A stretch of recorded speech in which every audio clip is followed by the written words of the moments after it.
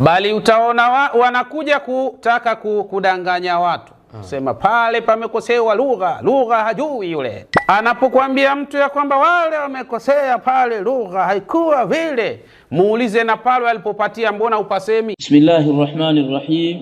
Alhamdulillahi rabbil alamin wal aqibatu lil muttaqin wala udwana illa ala zalimin. Wassalatu wassalamu ala ashrafil anbiya'i wa imamil mursalin nabiyyina Muhammadin wa ala alihi وصحبه أجمعين والتابعين لهم بإحسان إلى يوم الدين وسلم تسليما كثيرا. أما بعد. Ndugu zangu wa Islam, tukiwa katika kumjibu bwana Yusuf bin Diwan mwenye sifa za uongo na matusi dhidi ya as-salafiyun, tulimjibu juzi majibu yenye kutosheleza, walillahi alhamdu wal minna, na tunachomshukuru Allah subhanahu wa ta'ala, watu wanafahamu na kumjua bwana huyu kwamba ni nani na anafanya nini. Ni kama nilivyoeleza kwamba bwana Yusuf bin Diwan ni mtu ambaye anauchafua Uislamu kwa maksudi kabisa, na yeye afahamu, anajua kabisa kuwa anauchafua Uislamu kwa vitu anavyovifanya. Kwanza ni mtu anafundisha mambo ya sihri, namna ya kumroga mtu. Kwa ufupi anafundisha uganga wa kuagua mitandaoni, na hayo kila anaifuatilia na kumfuatilia anafahamu na anayaona haya dhahir shahir kwamba Yusuf Diwani anachokifanya ni hicho. Tulitoa mifano juzi kwamba mtu anazungumza, anawaidhi watu, wafanyakazi, mabosi wake kwa waume, kwamba wewe kama mume wako hakupendi mfanyie hivi na hivi, atarudi nyumbani kwa haraka kabisa, au fanya kitu kadhaa wa kadhaa, mke wako atakupenda sana, atafanya hivi. Au wewe kama ni mfanyakazi umefukuzwa na bosi, chukua hiki na hiki, fanya hiki, atakurudisha kazini haraka. Wewe kama utaka ubunge, wewe kama si kadha, yani kila kitu yeye ana ufumbuzi wake. Haya mambo ni mambo ya waganga wa kienyeji, waaguaji, kwenye Uislamu hayamo, anayafanya Yusuf bin Diwan. Kwa hiyo ndio maana juzi tukasema huyu anafundisha mambo ya ushirikina mtandaoni, ni mtu ambaye anafundisha mambo ya kichawi, mambo ya sihri mtandaoni kwa kujificha nyuma ya ushehe, na hili ni jambo la hatari sana, na sisi ni lazima tumtahadharishe. Na chuki yake kubwa kwetu sisi ni kwa sababu ya yale tunayomweka wazi katika uovu wake. Ndio maana uhasidi na chuki imezidi dhidi ya ahlus sunnah wal jamaa as-salafiyun, na sisi hatomwacha biidhnillah. Maadamu yuko na maslaki hayo, tamweka wazi mpaka watu wamjue. Kwa hiyo ndugu zangu Waislamu, na hasa hawa watu ambao hawajishughulishi na mambo ya kielimu, tahadharini na mtu huyu na mfano wake. Watu hawa wanawapotezea dini yenu, wallahi wa billahi wa tallah, na mkiwafuata hawa mtakuja kujuta siku ya kiyama. Mkiwafuata hawa mashekhe wa sampuli hii, mashekhe wenye mrengo kama wa Yusuf bin Diwan, mtakuja kula hasara siku ya kiyama, na majuto hayatawasaidia chochote. Haya tunayazungumza sisi kwa kumtahadharisha mtu muovu kama huyu, lakini kuna watu bado akili zao zimejifunga, wanaona kwamba hii mambo ya uhasidi kusemana tu. Sasa dini sitaharibika wasiposema watu waovu kama hawa. Mtu kama Yusuf bin Diwan, uovu anaofanya kama huu, bado tumnyamazie au poteze umma wa Kiislamu? Tutakuja kumwambia nini Allah subhanahu wa ta'ala? Ma'dhiratan ila rabbikum wa la'allahum yattaqun. Sisi tunafanya hivi kwa ajili ya kutafuta udhuru kwa Mola wetu Allah subhanahu wa ta'ala, na huenda hao wakarudi nyuma wakamuogopa Allah, na sisi hatuacha kumtahadharisha Yusuf bin Diwan. Sasa yeye ana tabia za kujiliwaza, mimi alhamdulillah mkiniita mshirikina na furahi kuliko tena ita sana. Uongo. Ni mambo yanamuumiza kwa sababu yanamharibia soko na watu wanazidi kumjua. Alhamdulillah. Na ukitaka kulijua hilo, angalia mwitikio wake au mwitikio wa watu anapokuwa amerusha vipindi vyake hivi. Watu hawampatilizi, bali wengine wanafanya kumtukana kwenye comment na kumwambia maneno makali kwa kile anachokifanya katika uovu. Lakini angalia ahlus sunnah wal jamaa, namna watu wanavyoelewa da'wa hii na wanavyoisupport. Utakuta mtu mwenye maradhi tu mmoja unatokea tukana sema maneno ya kikejeli na fedhuli, lakini kwako huku watu washakujua. Kwa hiyo ukiweka chochote katika chaneli yako watu washakujua kwamba huyu ni yule al-kadhab ad-dall al-mudil al-muftari. Alhamdulillah, na hii ni neema kubwa, na tutazidi kukusema wewe mpaka unaacha tabia zako hizi. Sasa huyu bwana ukitaka kujua kwamba Yusuf bin Diwani si mtu wa elimu, ni mtu afanya maigizo kwenye dini kama tulivyosema juzi. Mimi nilimwambia kwamba wewe hujui lugha ya Kiarabu wala Qur'ani hujui, usilihi kuwa shekhe wewe. Sasa juzi akasema alipokuwa anajibu, yeye hajibu kwa kubashiri, anapita pembeni apuliza hivi, ajifanya kana kwamba hajasikiliza audio zetu, lakini azisikiliza. Sasa nikwambieni, hakuna mtu anayeradiwa asisikilize ile raddi. Huyu Yusuf Diwani anasikiliza, na ndio maana anakuja anajibu kiuchochoroni. Akazungumza akasema, kwani kujua Kiarabu ni lazima? Mimi hata nikikosema kosa 1000, kwanza Kiarabu sio lugha yangu. Hebu tumsikilize kwanza. Bali utaona wanakuja kutaka kudanganya watu. Sema pale pamekosewa lugha hajui yule. Sasa hivi vitu vya namna hii nani anashangaa? Au mtu kukosea katika lugha ambayo si ya kwako ndio ajabu? Hakuna ajabu. Kwanza kwa mimi binafsi hata nikosee mara 1000 shekhe, sishangai wala sioni maajabu, kwa sababu hakuna anayepatia kwa 100%. Hayupo katika dunia hii. Ingawa wao huwa wanajinasibisha kuwa wanajua sana, maana yake hawakosei wao, wakati ni uongo.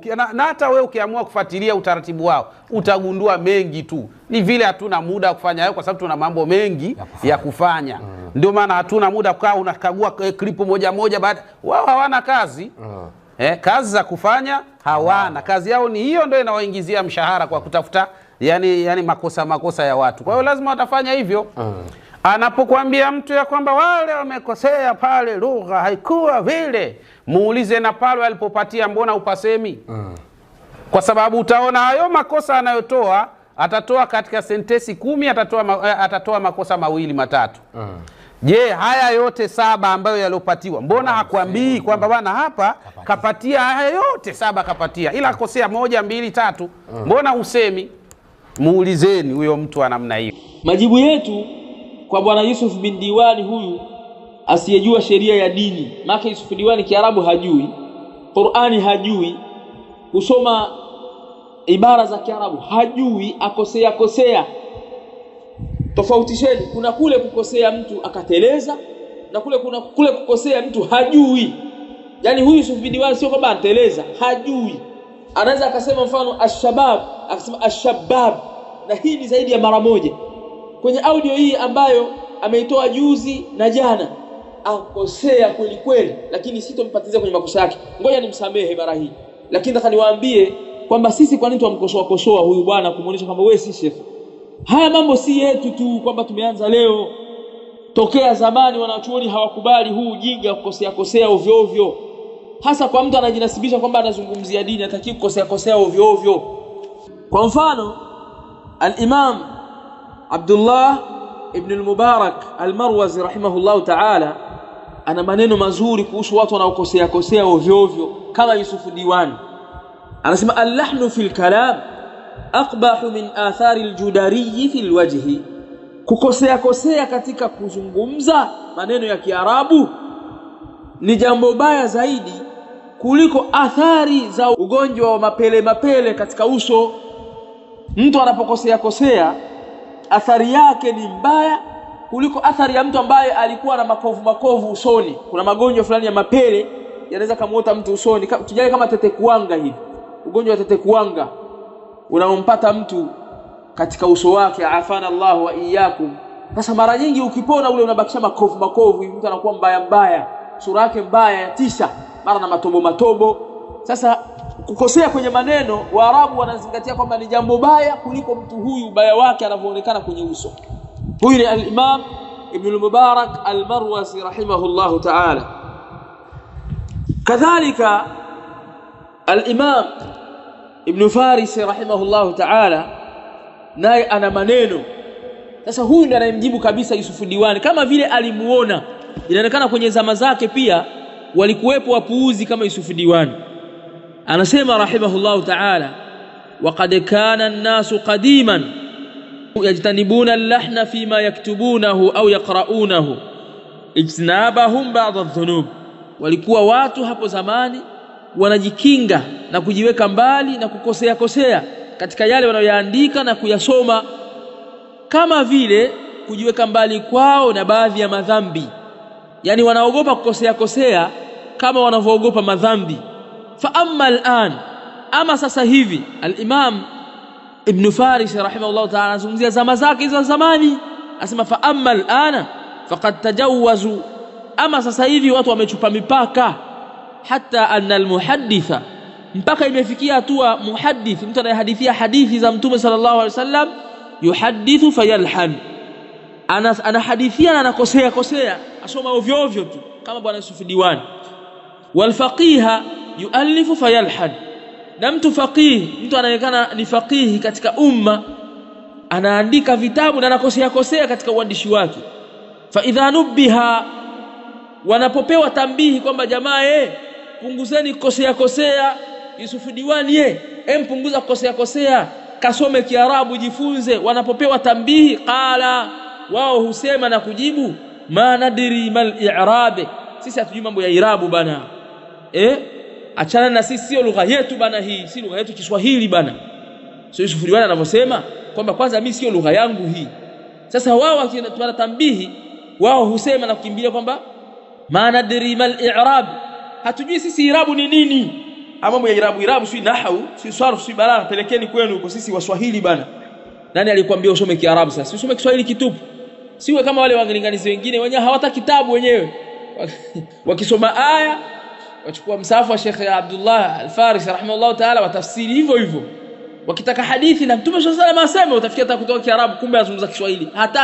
Hataki shida na mtu. Sasa Yusuf Diwani, si ufanye hivyo, mihadhara yako iwe hivyo basi. Lakini wajitia kiherere kusoma Kiarabu ya kukuta haya. Sasa unapopewa tambihi unasema ma adri mal i'rab, sijui nini irabu bana, mimi sio mwarabu bana, sio lugha yangu hii. Inma nahnu muhaddithuna wa fuqaha, sisi ni watu wa kuhadithia tu, sisi ni watu wa fiqh katika dini. Fahuma yasurrani bima yusau bihi labib, wao hawa jamaa hawa wanafurahia kitu ambacho kinamuudhi na kumchukiza mtu mwenye akili. Yani mtu mwenye akili akisikia Kiarabu kinavyokosewa anakasirika, lakini bwana Yusuf Diwani afurahi. Aliwaona Sheikh al-Imam Ibn Farisi watu wenye akili ndogo kama Yusuf Diwani wanaokosolewa kwenye Kiarabu, alafu wakaleta nyudhuru za kijinga kwamba sisi sio lugha yetu. Acha ushamba bwana Yusuf bin Diwani, kajifunze Kiarabu ndio uwe shekhe, ndio uje uzungumze mitandaoni, wa illa kaa kimya. Lakini wajitia kiherere, mtu mwenyewe wasema masalafi, wajua kabisa watakutandika, lakini hapo waleta maneno yako ya hovyo, na hapo wakosea kwenye Kiarabu, na sisi tunakuahidi hatokuacha biidhnillah, muda wako kuna maslahi ya kujibu. Kwa hiyo bwana Yusuf bin Diwani, acha kujitetea, nenda kajifunze Kiarabu. Usilete habari zako kwamba ma nadri mal i'rab, sisi hatujui i'rabu bana, ukawa mtupu kama huyo Hussein bin Diwani, huyo swaiba wako asiyejua kilio, ndo ngumbumbu kabisa, hamna kitu, yafanya kucheka tu hapo, achekesha tu hapo. Jamaa kizungumza imam amekosea, amepatia, yeye kucheka tunakufurahi. Mwarithi sana upumbavu bana, mwaiharibu dini ya Allah subhanahu wa ta'ala. Hivi nyinyi mkifa na hali hii, mnataraji kumueleza nini Allah subhanahu wa ta'ala atakapowauliza namna mnavyowakashifu ahlus sunnati wal jamaa na kuwasema vibaya? Muogopeni Mola wenu Allah jalla wa ala. Kwanza kasomeni dini yenu, acheni ujanja mjini. Hawa wamekuja Dar es Salaam kutafuta pesa, sasa wazitafuta kwa njia ya haramu, ndio shida yao hawa mabwana hawa. Kwa hiyo tahadharini nao. Huyu Yusuf bin Diwani na kijana wake ukibaraka wake Hussein bin Diwani, hawa wamekusudia kuuchafua Uislamu, tahadharini nao. Lakini pia Yusuf bin Diwani madai yake ni ya uongo, ya kudai kwamba mimi sio Mwarabu. Juzi tu hapa, baada ya audio iliyomjibu iliyofuatia, alizungumza maneno, akamtafuta mtu mmoja azungumza mitandaoni akijibu kitabu gani sijui huko katika vitabu vyao huko, akawa anasema mtamfundisha huyu alifu kwa ujiti, kwanza hajui mambo ya kielimu, si kadha na kadha. akaanza kutaja mfano wanawachuoni wanaposema hauqala, maana yake la haula wala quwwata illa billah, si kadha na kadha, akatoa zile ishara ambazo zinatumia basmala na mfano wa hayo, akawa amkosea, amchakaza kweli kweli yule bwana, kwa sababu eti hana elimu, sio fani zako. Sasa wewe wachukua bakora wampiga huyu, kumbe bakora ya kuchapa wewe. Kuwa na adabu bana wewe Yusuf bin Diwan na ndugu yako huyu. Muogopeni Allah jalla wa ala, acheni kuichezea dini ya Allah subhanahu wa ta'ala. Mtakuja kuulizwa siku ya kiyama kwa haya mnayafanya katika upumbavu mnauleta katika dini ya Allah. Acheni kuchezea dini ya Allah subhanahu wa ta'ala, rudini katika mstari wa sawa sawa, na sisi biidhnillah tutasimama na nyinyi mpaka Allah jalla wa ala atakapotoa pumzi zetu. Hatutowaacha kwa upumbavu mnaofanya katika jambo la dini ya Allah subhanahu wa ta'ala. Wa sallallahu ala nabiyyina Muhammad wa ala alihi wa sahbihi ajma'in, walhamdulillahi rabbil alamin.